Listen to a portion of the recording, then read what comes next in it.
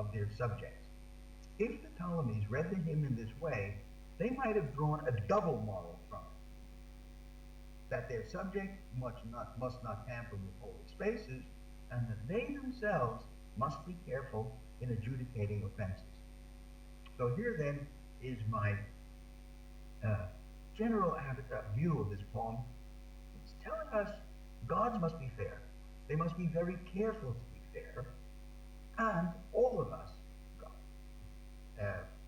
divine rulers and ordinary citizens alike, must be very respectful of sacred spaces.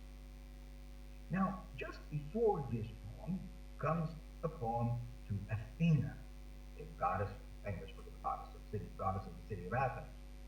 Here, too, Callimachus devotes a digression to an eccentric episode in the career of the goddess. The famous prophet Tiresias, when he was still a boy, accidentally came upon Athena in her bath, and he was punished with blindness. Tiresias was famously blind as a prophet. This situation is similar to that of Actaeon, a figure who accidentally came upon Artemis, the goddess, when she was bathing, and in vengeance, she turned him into a stag so that he was devoured by his own hunting dogs. Now, in both cases, the act of viewing is unintentional. It's an accident. Unlike Erysichthon, the one we mentioned before, who deliberately cut down the trees. But, as it turns out, neither was Athena's response deliberate. It is simply a law, she explains, that when mortals see a divinity without the permission, they must be punished. And the divinity here, the word for God, is masculine. I make this point because it's not a question of Athena being angry at being seen naked, which was the case in the Artemis story. No, Athena isn't angry at all. The effect is simply an automatic consequence of accidentally spying upon a god or a goddess. Athena is not prudish about nudity. The injury that results is just a consequence of the way gods are, not any judgment on their part. And when Tiresias' mother, who is one of the nymphs in Athena's retinue, protests at the injustice, after all her son was blinded and he didn't commit an offense, Athena expresses her regret at having harmed Tiresias, and she compensates for it by giving him the gift of prophecy. So once again, Athena is represented as an exceptionally just deity, anything but arbitrary in the dispensation of punishment. It is unfortunate that Tiresias has trespassed where he ought not to have. There are places that are not open to violation, and it's a bad thing when a mortal enters them. If you accidentally enter a sacred space, certain sacred spaces, you may in fact suffer, even though you didn't do it intentionally. But the gods are not above human notions of justice and responsibility, and their rule is not capricious. The gods, too, in other words, are law-abiding, and this, I think, is the point that Callimachus was illustrating or imparting to the rulers of Egypt. He writes poems in which he worships gods, but he explains very carefully that gods must be just and must obey human norms of justice, not treat their subjects in an arbitrary and cruel way. Now, one of Callimachus' most explicitly political poems is called The Lock, or the Hair, of Berenice. And the Berenice in question was the wife of the third Ptolemy.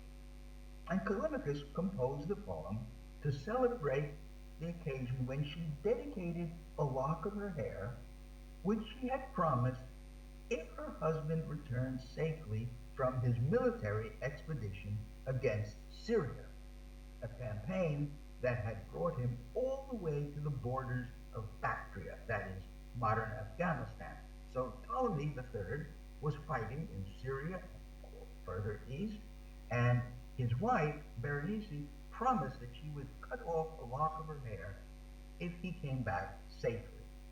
She fulfilled her vow, in the summer or autumn of 245 BC, and when this vow, this offering, the lock of hair, mysteriously disappeared a short time afterwards, the court astronomer Conan said that he had discovered a new constellation in the heavens, which he identified with the tresses of the queen. In other words, the hair disappeared. Conan, the court astronomer, said he found it in the heavens in the form of a new constellation. The poem itself survives only in fragmentary condition on papyrus. But remarkably enough, the Roman poet Catullus produced a Latin translation of this poem, and we have that.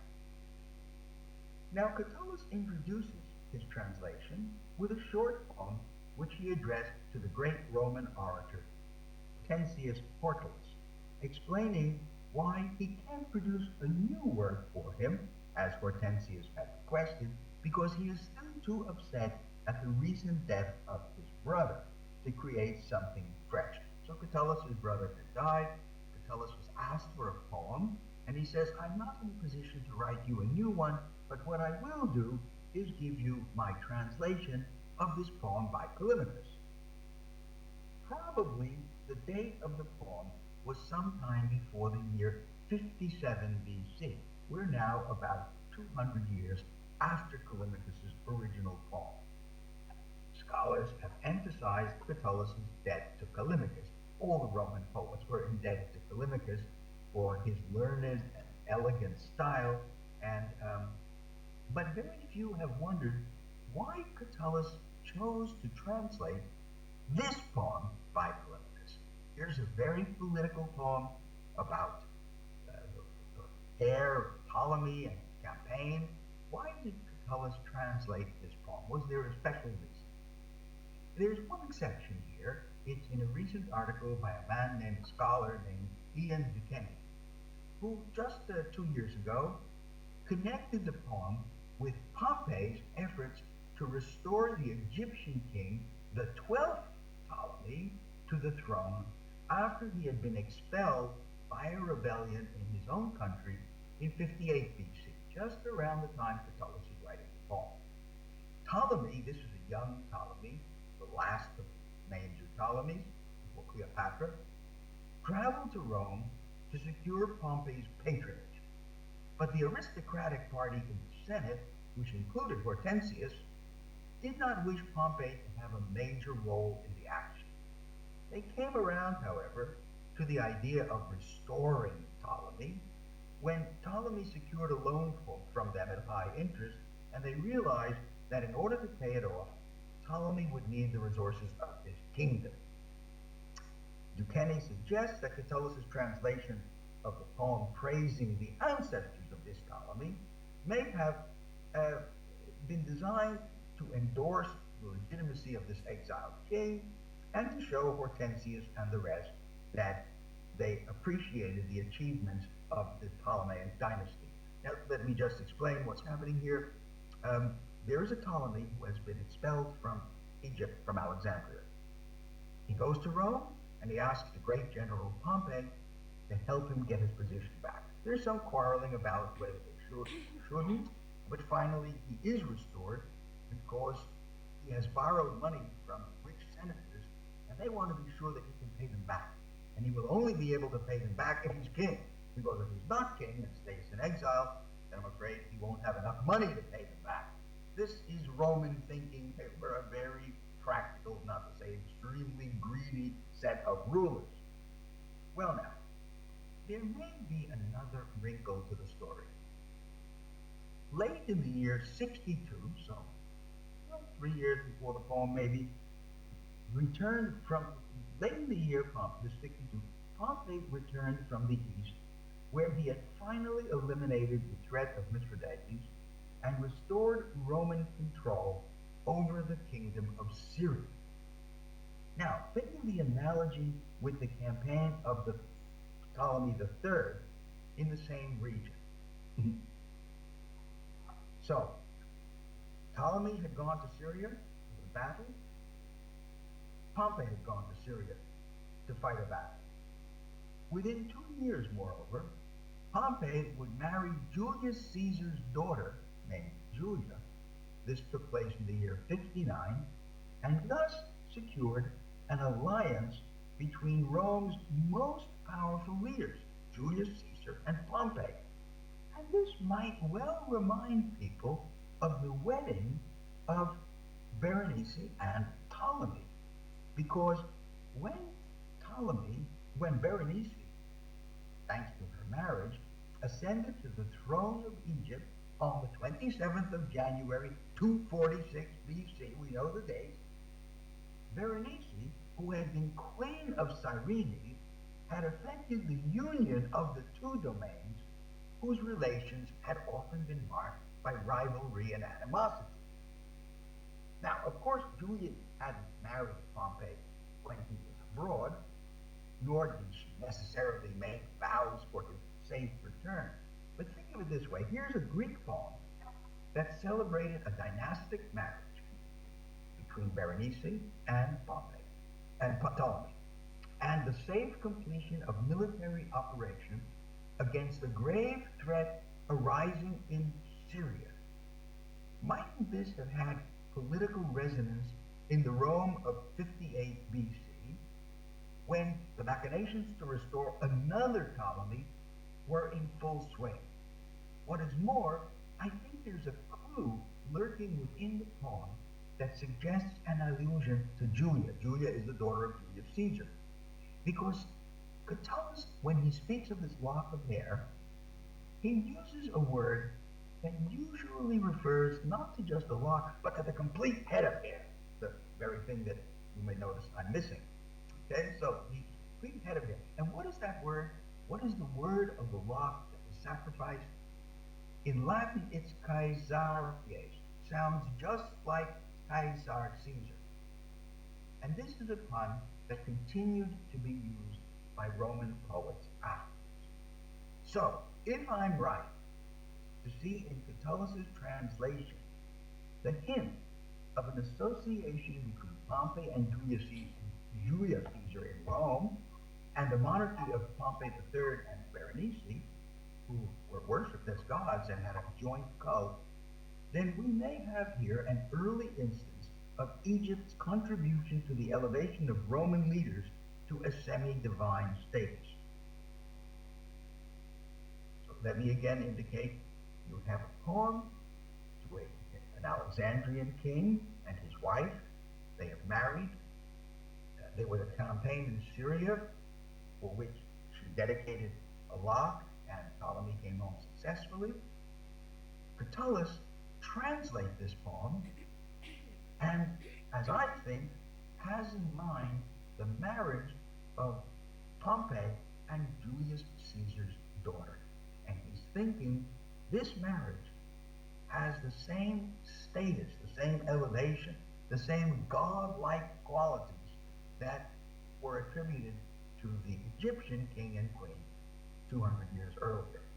All of this seems to me a way of importing Alexandrian, we can call it ideology, over to Rome in the period before there were actual emperors. Still, this was the alliance between Pompey and Caesar, but it was such powerful figures that they might have been considered already semi-divine. So we have seen how the Athenians, citizens of the foremost democracy in the classical world, brought themselves to pay homage to a mortal conqueror as though he were a god.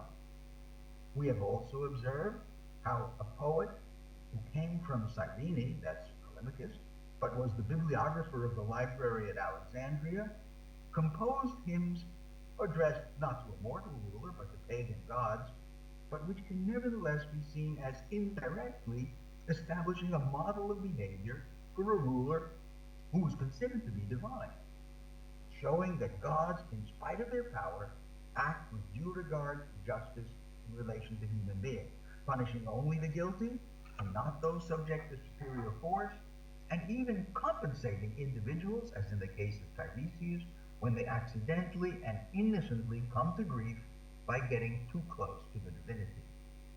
Finally, we have observed how Callimachus' poem celebrating an episode in the life of the rulers of Egypt was translated into Latin by one of Rome's most famous poets, who seems, if I am right, to have seen a parallel between the monarchs of Egypt and the powerful leaders who, between them, now control the Roman Republic, implicitly suggesting that they too were of more than human stature.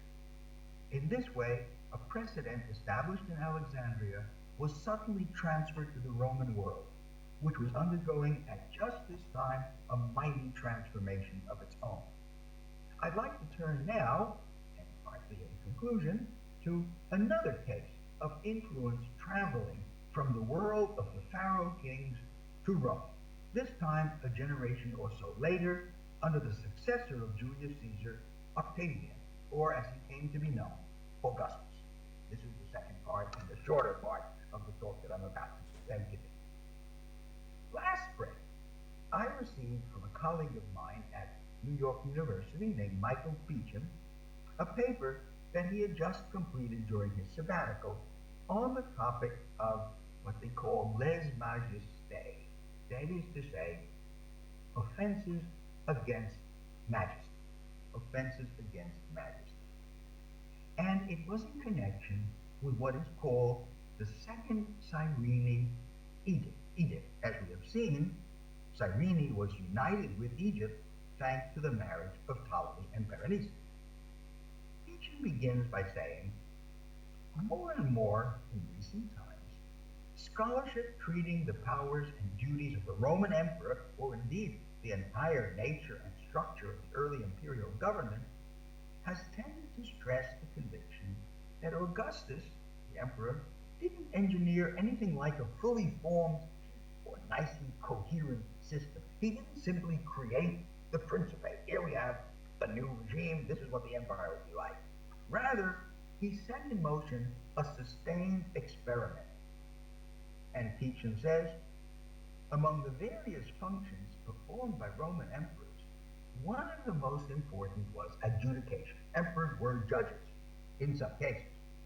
And among the areas that the emperor came increasingly to exercise judicial authority was precisely offenses against majesty, what I was just describing, against the authority of the ruler, of the emperor himself. And this is not a peripheral issue in understanding the role of judge of the first citizen of the Augustus, because, as Beecham says, judicial undertakings, aside from being principally limited to criminal issues, apparently very often arose from the allegations of one specific crime, namely purportedly treasonous behavior directed against the emperor. This is the important point. We are gradually seeing an evolution of Roman attitudes under the emperor, in which any criticism of the emperor's authority was beginning to be regarded as a crime, and the emperor was the one who would judge these crimes. That Beecham is arguing that this is new, but it didn't happen all at once. So how did it occur? What was the process by which Augustus, who hadn't necessarily planned on doing this, came round to initiating a policy that increasingly represented any personal offense to the emperor as treason against the state itself? When and how did this happen? Beecham collected every possible reference to this kind of offense in early Rome, and he noticed that a change took place in the years 7 or 6 BC. He writes, before, there were statutes, laws,